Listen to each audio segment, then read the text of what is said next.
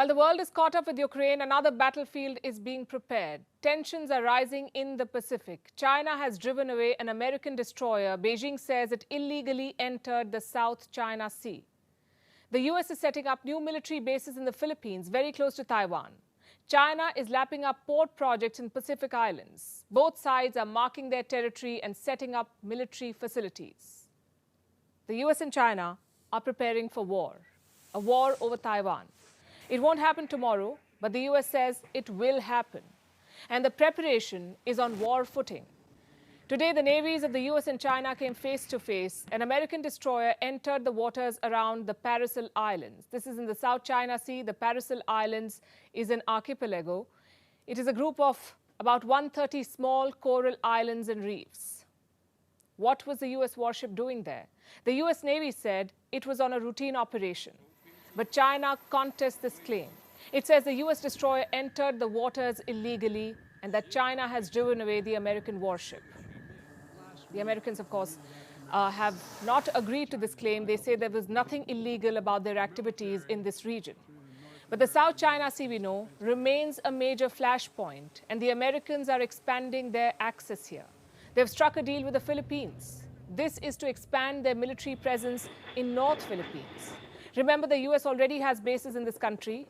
Now they'll get more access. Reports say 3 military sites are being considered. 2 are in northern Philippines, and these are very close to Taiwan. The 3rd site is closer to the South China Sea.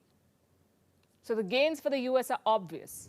It will increase its military presence in this region. It can mobilize in larger numbers in the event of a war.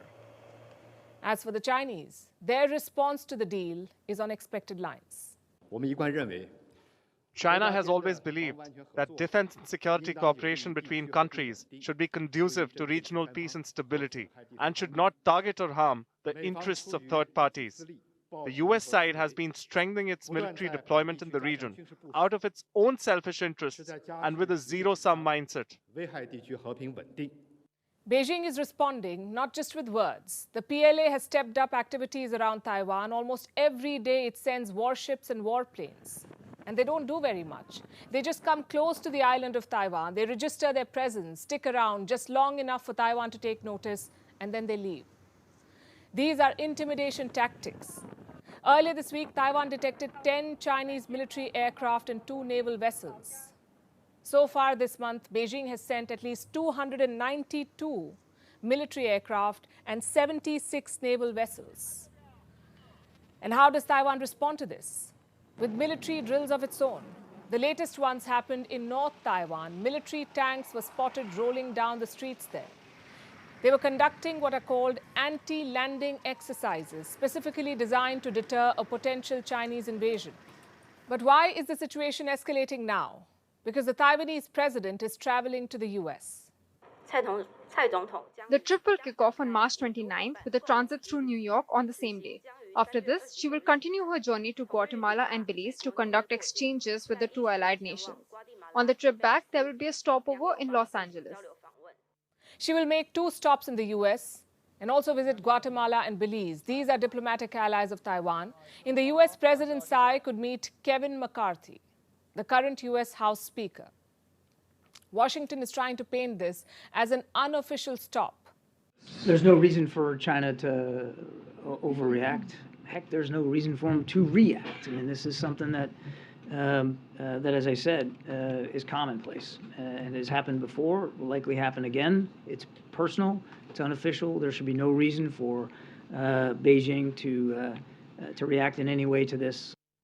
China is not convinced, though. It is shooting warnings to both Washington and Taipei. We again warn the Taiwan authorities that there is no way out for Taiwan independence. And any illusions about attempts to collude with external forces to seek independence and provocation is doomed to fail. Such unofficial visits have happened in the past too, and this one will go ahead in all likelihood. So Beijing is throwing a tantrum, conducting more military drills. The US intelligence community says it is also preparing for war. US Secretary of State Antony Blinken has backed their assessment. He says China will invade Taiwan before 2027, and the fate of the Ukraine war will guide China's strategy. China is tracking the conflict and taking lessons from it. I think if China is looking at this, and they are looking at it very carefully, they will draw lessons for how the world comes together or doesn't.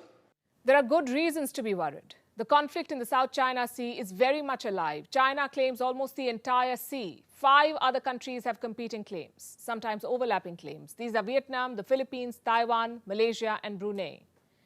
The South China Sea is vital for the global economy. It has great economic and geostrategic importance. 1/3 of the world's maritime shipping passes through here. The ships carry over $3 trillion worth of goods. A war in this region would spell disaster for all sides, but none wants to pull back. And as the Americans make inroads here, with more warships and military bases, the Chinese too are expanding their access. China has won a major contract in the Solomon Islands. The deal is to upgrade an international port. It is in Honiara, the capital of the Solomons. The project is funded by the Asian Development Bank. It will be executed by a Chinese state-owned company. And this has raised some hackles. Last year, Beijing and Honiara sealed a security pact. Now China is upgrading a port there.